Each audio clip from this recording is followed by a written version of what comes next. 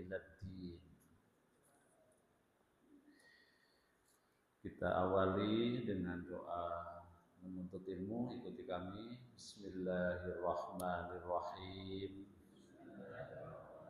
Rabbi zidni ilman, Allahumma anfa'ni bima 'allamtani wa 'alimni ma yanfa'uni warzuqni ilman yanfa'uni.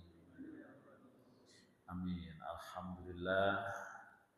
Mudah-mudahan pengarang buku ini dengan kita mempelajari bukunya mendapatkan pahala dunia dan akhirat, dan kita mendapatkan manfaat untuk kita, kehidupan kita dan keimanan kita. Amin ya rabbal alamin. Da'watul qabaili ilad-din. Dakwah, ajakan kepada kabilah-kabilah kepada agama Islam. Peristiwa ini dilakukan oleh Rasul setelah Isra dan Mi'raj Nabi Muhammad sallallahu alaihi wasallam. Dhallar Rasul asyra sanawatin yad'u Quraisyan ila din bil-lini war-rifqi. Berjalan dakwah Nabi sallallahu alaihi wasallam mengajak kaum Quraisy, kaumnya, bangsanya kepada agama Islam bil-lin, dengan penuh kelembutan, war-rifqi, dan kasih sayang. Ini pointer yang pertama. Jadi penulis menggambarkan bagaimana keuletan, ketelatenan, kesabaran Nabi SAW dalam mendakwahkan Islam. Ketemu Pak? Ketemu kan? Halaman 43 bawah sendiri. Ya.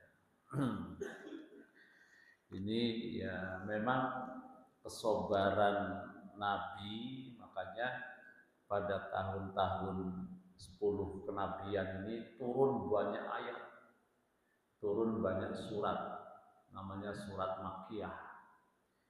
Di antara surat-surat yang turun itu hampir menceritakan tentang perjuangan para nabi sebelum Nabi Muhammad sallallahu alaihi wasallam. Jadi semuanya itu menjadi pembanding bagi Nabi. Maka kan kata Rasulullah, kalau ingin Anda merasa bahagia di dunia, sering-seringlah jenguk orang sakit. Nah, itu untuk pembanding. Begitu kita nengok orang sakit gitu ya, kita merasa bahwa Allah masih memberi banyak kita nikmat, utamanya nikmat sehat. Begitu berjalan dakwah, turun kisah Nabi Nuh, itu menjadi pembanding bagi Nabi. Belum lagi kisah Nabi Musa. Kalau kebengisannya sebagai raja diktator dan sikapnya yang keras terhadap Nabi Musa, dibanding dengan dakwah Nabi di kota Mekah, yang memberi tantangan adalah para tokoh dari kalangan kaumnya, belum seberapa. Kira-kira begitu. Maka turun tuh kisah-kisah. Kalau kita baca tuh di antara surat-surat Makkiyah ada Al-An'am, ada Al-A'raf, ada Hud, Yusuf jelas di dalamnya, Toha, itu hampir bicara tentang para nabi, dakwah para nabi, yang mereka semuanya hampir menghadapi ujian yang timbul dari para malak, para pembesar, para tokoh yang mereka hadapi. Nah, begitu pula tidak lepas, tidak luput Nabi Muhammad sallallahu alaihi wasallam yang dalam lika-liku dakwahnya mengalami romantika, dinamika yang luar biasa. Jadi nggak seperti sekarang kalau dakwah itu kan paling perangnya perang medsos. Kalau ketemu saja insya Allah aman. Ini masalahnya nggak ditemukan lewat medsos, tanya lewat medsos, diadu lewat medsos gitu kan. Nah, kelihatannya seru. Padahal kalau ketemu satu meja nggak ada yang masalah. Nah, karena ketika bicara masalah Islam, kontennya jelas, dasarnya Quran. Kontennya jelas, bicaranya masalah hadis, ya kan? Kontennya jelas, bicaranya masalah sebaran pendapat istihad para ulama. Jadi kalau dibuka dalam satu forum ringan, insyaallah nggak jadi masalah. Nah, maka jangan sampai cari-cari masalah padahal nggak ada masalah. Ya tapi itu bagian dari dinamika konten YouTube, kan? Supaya seru ya masalah. Nah, dan yang paling banyak diulas dalam Al-Quran itu memang kisah dakwah Nabi Musa bersama dengan Fir'aun. Itu yang paling ramai sehingga berulang-ulang dalam Al-Quran. Kenapa diulang-ulang dalam Al-Quran? Berarti ini hal yang sangat penting untuk kita perhatikan.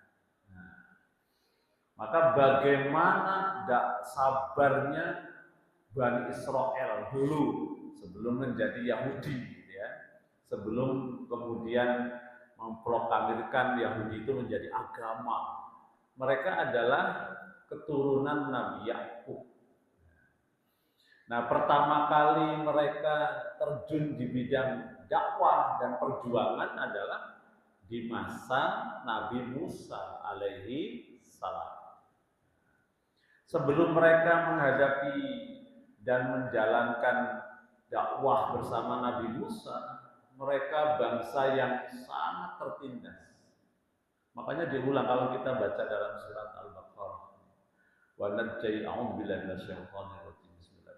Wa najjaynakum min ali fir'auna yasumunakum su'al adzab yudabbihuna abna'akum wa yastahyuna nisa'akum wa fi dzalikum bala'un min rabbikum azim.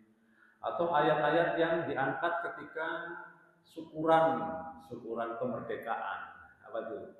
Wa itta'adzana rabbukum la in syakartum la azidannakum wa la in kafartum inna 'adzabi lasyadid. Nah, ayat ini kan konteksnya, munasabahnya dengan ayat sebelumnya terkait Fir'aun. Wa qala Musa liqaumihi dzkuru nikmatallahi 'alaikum. Kan gitu. Ingatlah olehmu ketika Musa berkata kepada kalian, ingatlah akan nikmat Allah. Id anzakum min ali fir'auna. Ketika kalian diselamatkan oleh Allah dari kejahatan Fir'aun. Apa sih kejahatan Fir'aun? Yasumunakum su'al azab. Mereka Bani Israel ini sebelum diutus Nabi Musa adalah bangsa yang diperbudak untuk kepentingan Mesir. Dibangunnya peradaban Mesir kuno itu dengan tadi kerja rodi ya, kerja rodi Bani Israel yang jumlahnya bukan hanya 10-20 ribuan. Maka ketika mereka nanti diselamatkan Nabi Musa menyeberangi laut itu bukan orang 10-20 ribuan. Jadi dalam tafsir itu 10.000, ada yang mengatakan 40.000. Itu yang Bani Israel yang diselamatkan Nabi Musa lewat apa tadi? Lewat tol dadakan. Lewat tol dadakan itu kan bikin jadi tol. Itu bukan 10 orang yang lewat, puluhan ribu Bani Israel. Jadi bukan hal yang sedikit. Nah, jadi mereka selama belum diselamatkan Nabi Musa hidup dalam perbudakan. Masya Allah, tidak dianggap sebagai masyarakat, tidak dianggap sebagai keluarga yang punya hak kemerdekaan, sehingga segala bentuk intimidasi mereka alami. Nah, itulah yang nanti akan menjadikan ini nasihat Nabi Musa. Kalian tuh pernah sabar loh, sabarnya lama, sehingga kamu merdeka. Kemudian sekarang merdeka, kamu itu diberi oleh Allah kenikmatan, beliau syukur, kira-kira begitu.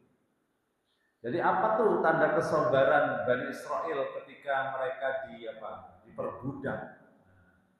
Ini tanda orang yang sabar, tidak hanya dia menerima penderitaan itu, kemudian jiwanya menjadi lemah dan putus asa, enggak.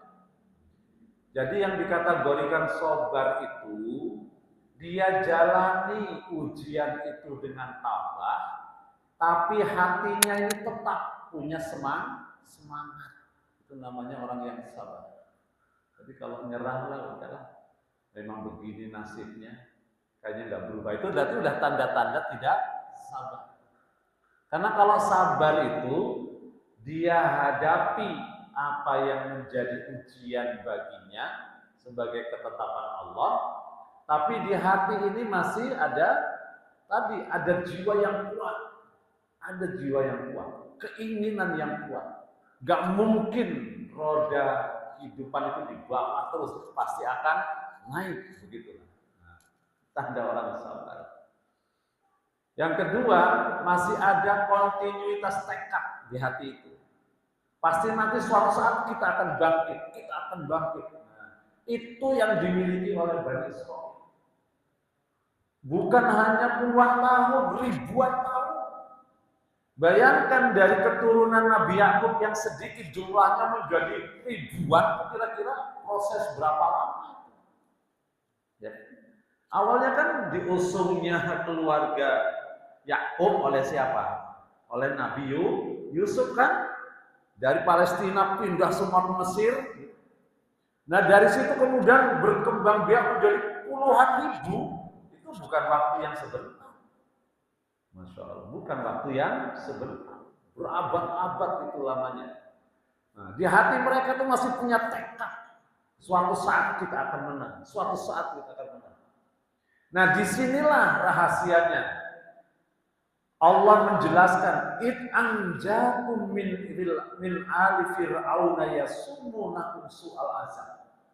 Jadi sudah menjadi insting raja diktator, penguasa diktator, sudah diberi oleh insting rasa kekhawatiran yang begitu besar.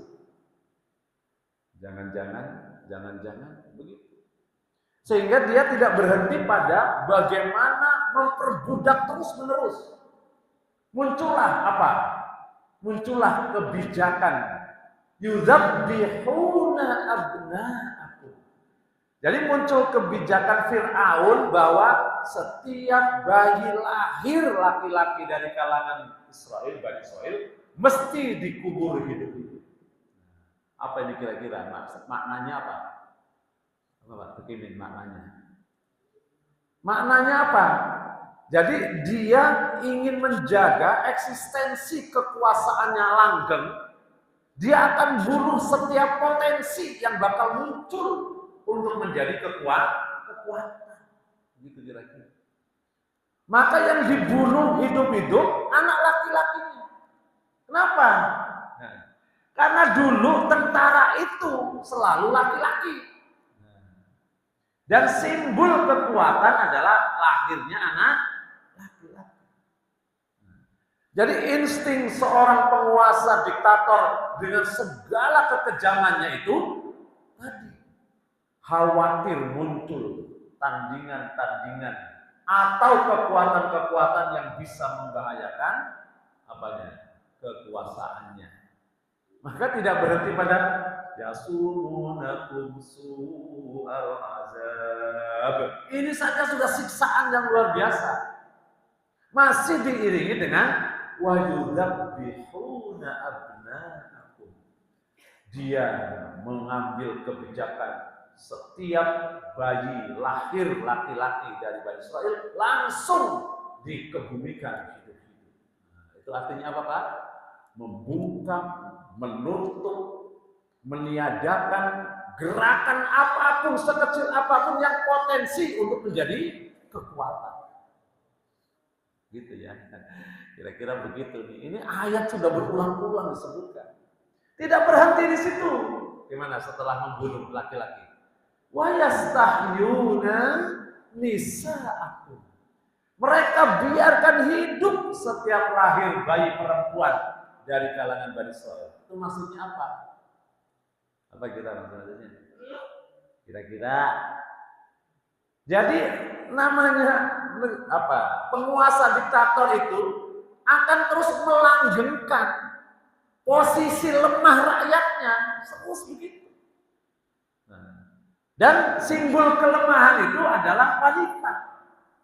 Maka dibiarkan wanita-wanita yang lahir dari kalangan Bani Israil, biarkan saja itu. Itu artinya kekuasaan ini memang menghendaki kondisi lemah yang terus-menerus berjalan. Gak boleh ada kekuatan. Nah, begitu ya. Padahal ini turun ayatnya sudah berapa lama? 14 abad yang lalu kan? Ya Allah, itu sudah menggambarkan bentuk kekuasaan dimanapun, kapanpun, baik dalam bentuk kerajaan maupun bentuk yang lain, pasti begitu.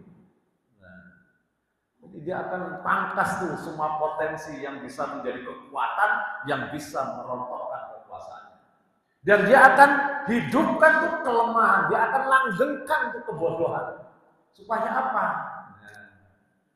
Gitu ya, itu bedanya kekuasaan yang diktator dengan yang tidak diktator. Nah, makanya ketika Bani Israil, ketika Allah menurunkan ayat ini, wahai Muhammad, ingatkan kepada umatmu. Apa yang diingatkan?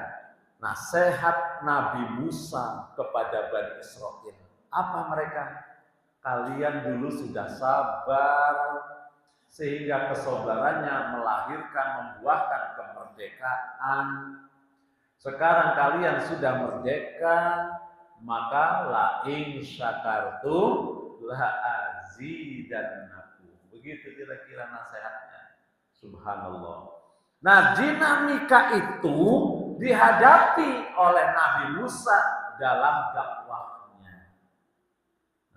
Nah, sekarang di sini Nabi Muhammad bagaimana? Zallal Rasul Shallallahu Alaihi Wasallam telah berjalan menjalani kewajiban dakwahnya khusus kepada bangsanya Quraisy, kepada agama Islam, bilayyin, dengan cara yang sangat lemah lembut, warifki, dengan cara yang sangat apa? Kasih sayang, keakraban. Masya Allah. Jadi nggak ada tuh nada-nada, kalau yang sekarang apa ya? Kalau dari sisi bahasa, tidak ada tuh nada-nada yang keras. Atau mungkin pakai bahasa yang sindir. Jelas yang disampaikan oleh Nabi itu. Bilayyin warifki, dengan penuh kasih sayang. Sebagaimana memang sifat yang melekat pada diri Nabi. Laqad ja'akum rasulun min anfusikum azizun alaih. Nabi itu sangat perasa, lembut hatinya. Sehingga ketika dia lihat orang lain itu, ia lihat orang lain, mad'u yang menjadi dakwahnya itu, dengan kacamata apa? Dengan kacamata kasih sayang. Yang lebih dari orang tua kepada anaknya. Bagaimana tuh lagi? Bilayyin wa rifqi, dengan penuh lemah lembut dan kasih sayang. Jadi diberi oleh dari dalam kalimat ini mendalam sekali. Kita sering mendengar tuh ceramah di YouTube. Bagaimana kok bisa lion, apa itu, singa mengalahkan gajah, singa mengalahkan apa, jerapah. Padahal badannya lebih kecil, sementara gajah lebih besar. Nah, karena yang dilihat apa? Kata dia dapat ilmu juga. Karena yang dilihat oleh singa ketika melihat gajah bukan gajah sebagai binatang yang besar, tapi ini adalah makanan yang lezat yang bisa dia nikmati. Gitu. Sehingga hasrat terhadap persepsinya terkait dengan gajah bukan sifat takut menghadapinya, tapi semangat untuk menikmatinya. Itu saya dapat dari YouTube. Nih, Nabi Muhammad, beliau dengan ayat laqad ja'akum rasulun min anfusikum azizun 'alaihi ma anittum harisun 'alaikum bil mu'minina raufur rahim. sifat-sifat yang melekat pada Nabi sebagai seorang pemimpin dan pendakwah yang disebutkan birrifqi bil layyin wa rifqi, dengan penuh kasih sayang. Dan setiap orang yang dihadapi oleh Nabi itu adalah apa? Kasih sayang. Ya Allah, kasihan dia kalau hidup ini tidak mendapatkan hidayah. Ya kan gitu kira-kira. Kenapa? Kalau orang hidup nggak dapat hidayah sama dengan mati, gitu loh kira-kira. Nah, tadi pagi saya sempat bilang. Jadi kan kematian itu kan macam-macam ya, Pak Kim. Ada kematian medis. Kematian medis itu artinya mati menurut medis. Oh iya, ini udah berpisah ruhnya dengan jasadnya, namanya kematian medis. Ada yang kematian sementara. Tidur itu adalah kematian sementara. Maka ketika kita bangun, alhamdulillahilladzi ahyana ba'dama, kan alhamdulillah segala puji bagi Allah yang telah menghidupkan saya setelah mematikan. Itu namanya kematian sementara. Ada lagi kematian apa? Parsial. Semuanya telinga kita nih tadinya normal, sekarang nggak dengar apa-apa. Namanya kematian parsial. Secara fungsional mati. Nah, gitulah kira-kira. Namanya kematian parsial. Ini kan menurut Imam Ghazali kalau nggak salah ada 5 kematian. Kemudian kematian hati. Nah, apa kematian hati? Kalau tidak dapat hidayah. Nah, jadi kalau Nabi melihat manusia dakwah, ya Allah kasihan ini kalau dia hidupnya tidak mendapatkan hidayah, sia-sia. Ini seperti orang yang mati sebelum mati. Karena hidayah petunjuk itu kan, Masya Allah, tanda kehidupan bagi seseorang di dunia. Karena Allah menciptakan manusia dan tidak lain untuk ibadah. Nah kalau dia nggak tahu tujuan hidupnya ibadah, ini sama saja dengan orang mati sebelum mati.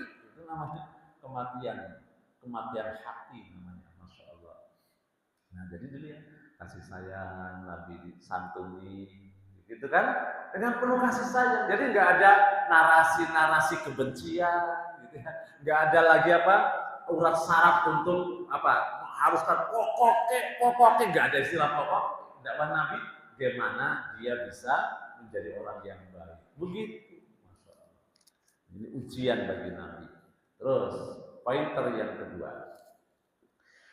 Falamma ra'a syiddata inadihi, maka tatkala Nabi melihat, memperhatikan syiddata inadihim, sengitnya perlawanan kaumnya, penolakan kaumnya, wa ta'assubahum alaihi, dan juga konfrontasi mereka terhadapnya, wa man'ahum nasrodin, dan penolakan mereka terhadap penyiaran agama, dakwah agama.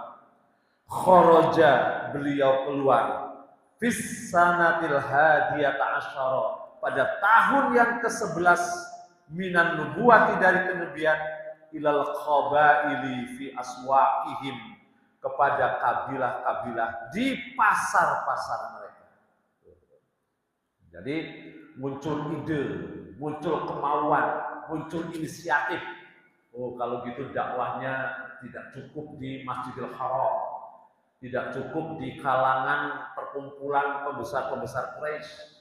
Sekarang Nabi merambah inisiatif dakwahnya, didatangi door to door, dari rumah ke rumah, dari kabilah-kabilah, dari pasar ke pasar.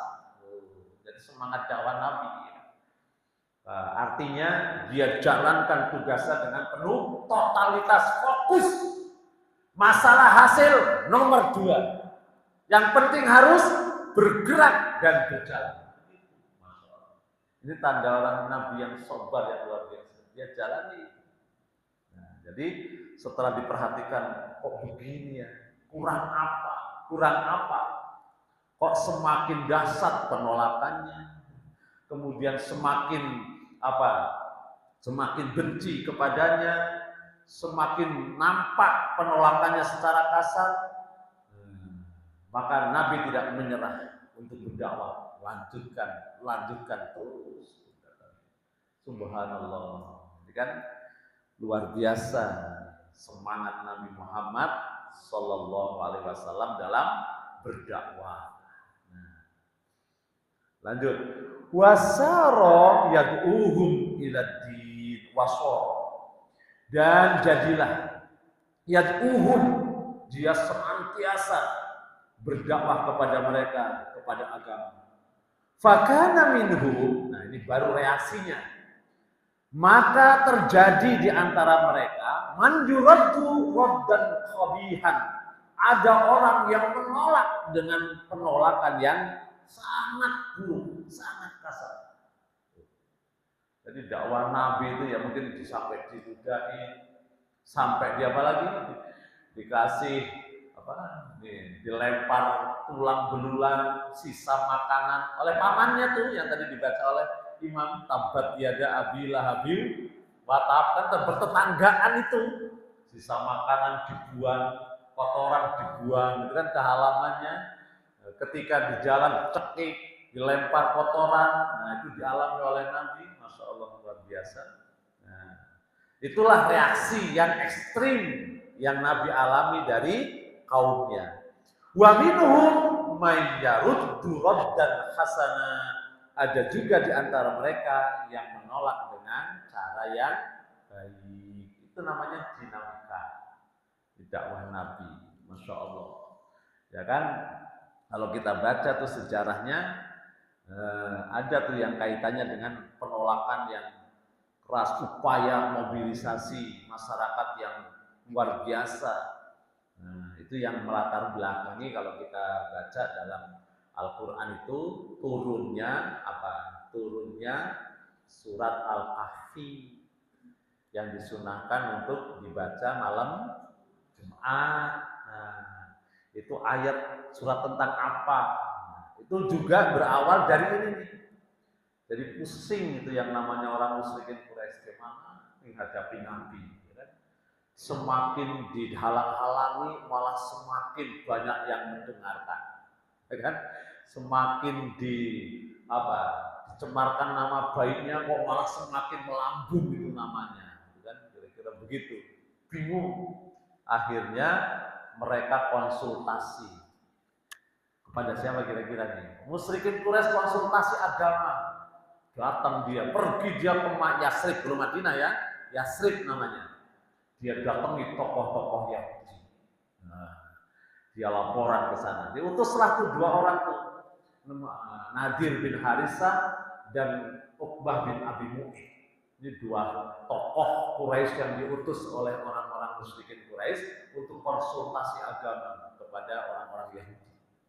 Wah, mereka laporan. Ini nggak salah juga lah konsultasi. Ini kan bukti fakta adanya kolaborasi, adanya kolaborasi, kerjasama, atau mungkin yang namanya lupa lah saya bahasa politiknya itu.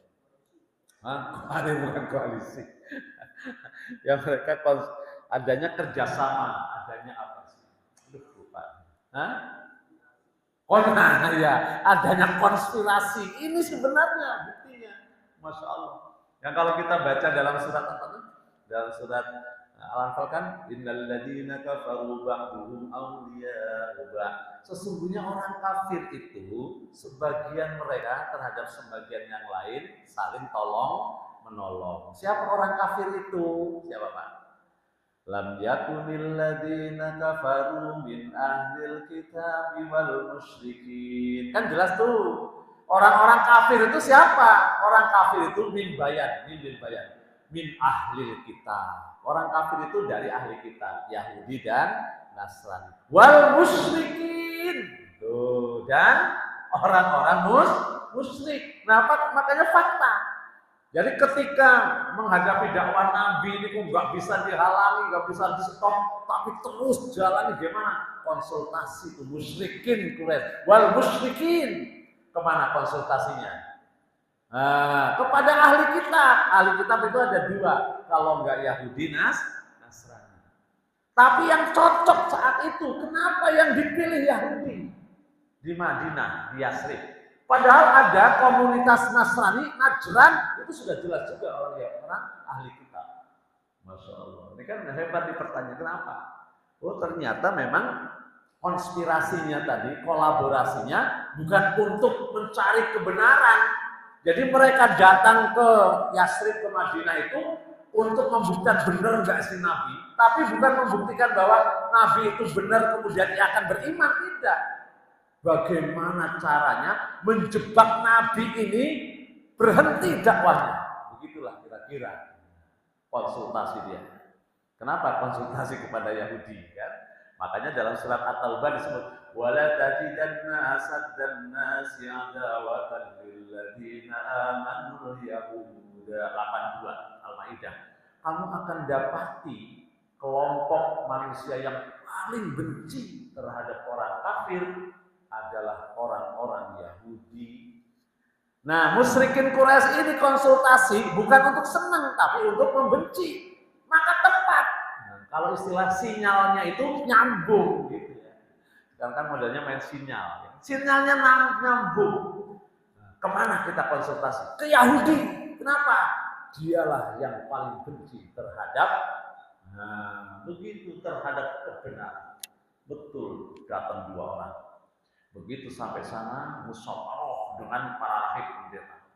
Disimpulkan, buktikan kalau memang dia seorang nabi, tanyakan 3 hal. Pertama, tentang Ashabul Kahfi, kan gitu kira-kira.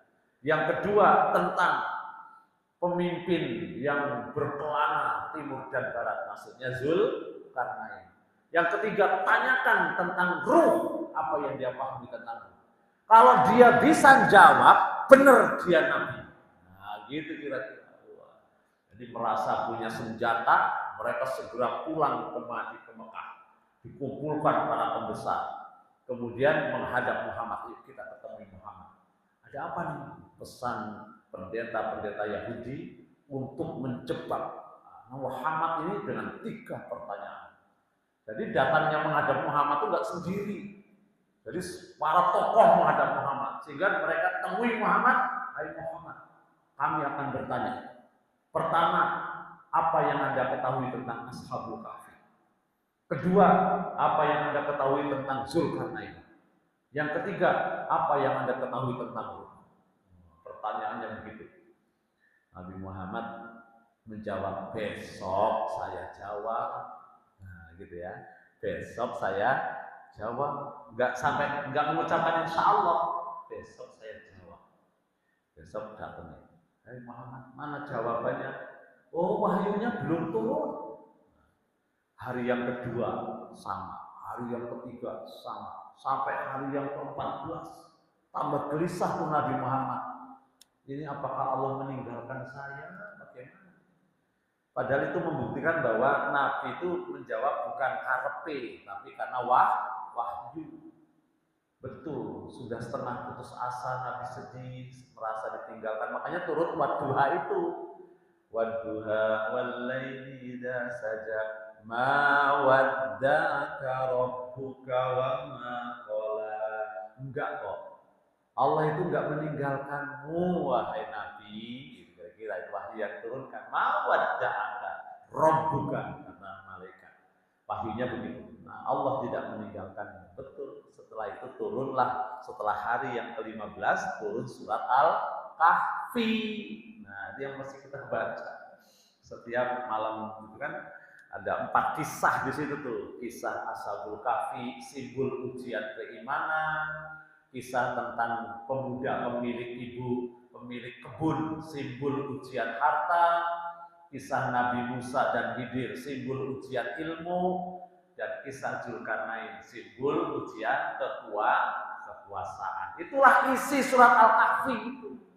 Nah, kalau di sini didalami bagus nih, kisah-kisah inspiratif dalam Al-Quran, kajian khusus itu, wah luar biasa. Nah, begitu dijawab, oh benar. Menurut ini Quraisy, Muhammad itu bukan nabi. Nggak mungkin kalau dia bukan nabi bisa jawab. Begitu kira-kira. Konsultasi lagi ke sana. Turun. Wahai Yahudi, turun surat Al-Kahfi, isinya lengkap. Begitu kira-kira. Subhanallah. Yang di dalam Al-Quran itu disebutkan, Yahudi sendiri nggak pernah tahu kisah sesungguhnya. Kenapa nggak pernah tahu? Ya kan? Loh kan Ashabul Kahfi ini dia dakwah di alun-alun, di depan raja dan seluruh tokoh masyarakat. Dia beriman kepada Allah dan menyalahkan menyembah patung. Setelah itu pemuda ini hilang, gitu loh kira-kira. Pemuda ini tiba-tiba hilang. Makanya kan menjadi rumor, menjadi pembicaraan fenomenal, turun-temurun. Gitu kira-kira. Kemana ini pemuda-pemuda yang beriman? Mereka kan diarahkan oleh Allah, awal fityatu ilal kahfi. Memang Allah tunjukkan untuk bersembunyi di gua. Setelah sembunyi di gua, disitulah Allah berikan nikmat yang banyak, membela orang yang mulia, yang benar. Ditidurkan berapa lama? Berapa lama? 309 tahun. Wasdadu tis'ah. Kalau hitungan Masehi 300 tahun. Kalau hitungan Hijriah 309 tahun. Makanya disebutkan wasdadu tis'ah. Supaya umat Islam ini menggunakan perhitungan tahun dengan Hijriah. Makanya disebut wasdadu tis'ah. Jadi bukan itu. Kalau menurut Qamariyah 309 tahun. Kalau menurut Syamsiyah hanya 300 tahun. Begitu bangun nih Ashabul Kahfi, mereka bertanya, mereka sendiri yang ngalami nggak tahu berapa lama tidurnya. Berarti atribut yang dia bawa tidur nggak ada yang hilang, nggak ada yang rusak. Nyatanya bangun, tidur berapa lama? Lah baru sehari. Qalu labisna yauman aw ba'da yaum. Udahlah, nggak usah dipikirkan berapa lama kita tidur. Yang penting lapar nih, kan gitu kira-kira. Lapar kita nih. Diutus satu, cari makanan. Begitu cari makanan, dia pulang kasih tahu. Sudah berubah. Sekarang muslim semua. Nah gitu kan. Tadi kan suruh cari makanan yang halal. Makanannya sudah halal semua, nggak ada yang halal. Begitu dia kembali ke gua, gitu kan, menyampaikan berita itu. Setelah itu Allah wafatkan mereka semuanya. Sehingga orang-orang yang menguntit tadi sudah nggak dapat lagi informasi. Loh, udah mati semua. Padahal baru saja meninggal. Jadi termasuk tadi Bani Israel Yahudi itu nggak tahu persis cerita tentang Ashabul Kahfi. Mereka hanya menduga-duga. Maka dalam tafsir itu banyak namanya pendapat Israiliyat yang dibuat-buat oleh Israel. Nah, turunnya surat Al-Kahfi menjabarkan tentang bagaimana Ashabul Kahfi dengan bermacam nilai kebaikan di dalamnya, itu adalah berita yang paling benar. Nahnu naqussu 'alaika bil haqq innahum fityatun amanu bi rabbihim wa zidnahum huda. Begitu tahu belajar Quran enggak kira-kira Yahudi? Lo belajar, lebih lengkap datanya dibanding dengan kita. Berita yang ada dalam Al-Qur'an. Benar dia Nabi. Cuman karena memang tujuannya bukan mencari kebenaran, tidak lantas menjadikan mereka beriman. Tambah semangat apanya? Bencinya itu. Maka baru kita baca tuh surat apa? Surat Al-Maidah ayat 56. Yang bicara siapa itu Yahudi? Yahudi itu Tuhannya saja dilecehkan. Yahudi itu sumber segala kejahatan di dunia. Dan Yahudi itu biang dari segala bentuk peperangan dan permusuhan di dunia. Itu jelas sekali. Maka satu-satunya kebejatan Fir'aun yang ngikuti ya Zionis Israel. Sampai sekarang. Kalau bangsa lain kan mau perang ya perang saja, yang dibunuh ya pasukan. Kalau Fir'aun yang dibunuh bukan Fir'aun, bayi lahir aja langsung dibunuh. Nah sekarang mana ada yang begitu kecuali Zionis. Anak-anak masih sekolah dibombardir, coba bayangkan. Kemarin itu di Rafah. Masih sekolah, camp pengungsian sekolah memang. Masya Allah. Seumur dunia hanya Zionis Israel inilah yang mengikuti kebiadaban Fir'aun untuk menjadi pelajaran bagi kita. Subhanallah, kalau kita paham gitu ya. Nah inilah yang, karena Nabi ya tetap belajar dakwah lagi. Walaupun beliau tahu, nah, kan kisahnya sudah diceritakan tentang Nabi Musa. Masya Allah, ini menguji kesabaran. Terus, wa kana akbahihim, dan adalah manusia yang paling buruk di antara mereka. Roddan, penolakannya adalah Banu Hanifah, Jama'atu Musailimah al-Kadzab, yaitu jamaah yang dipimpin oleh Musailamah al-Kadzab yang mengaku sebagai seorang nabi. Kenapa kira-kira? Karena Musailamah al-Kadzab itu salah seorang yang cerdik, pandai.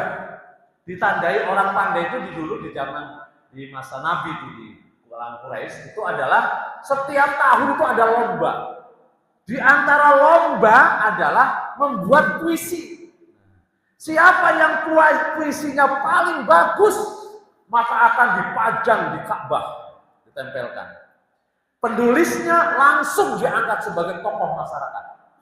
Kabilah yang jadi penulisnya terangkat menjadi kabilah yang disegani. Kira-kira begitulah.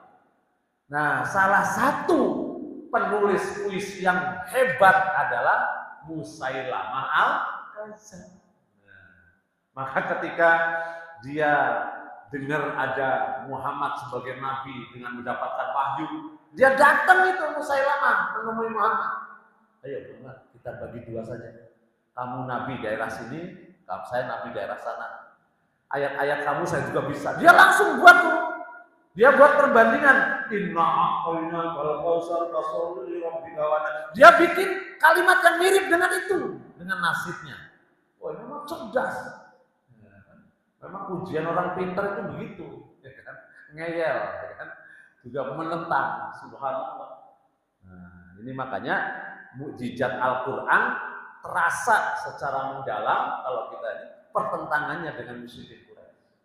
Karena kan mukjizat Al-Quran itu 3, keindahan bahasa, isyarat ilmiah, yang ketiga karena berita tentang hal-hal yang gaib, baik masa lalu dan yang akan datang. Itu keistimewaannya.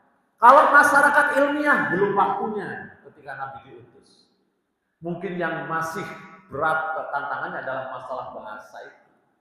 Disitulah Al-Quran terbukti sebagai mukjizat.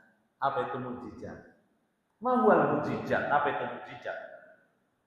Khariqul adah. Mukjizat itu adalah sesuatu yang luar biasa, tidak umum. Khariqul adah.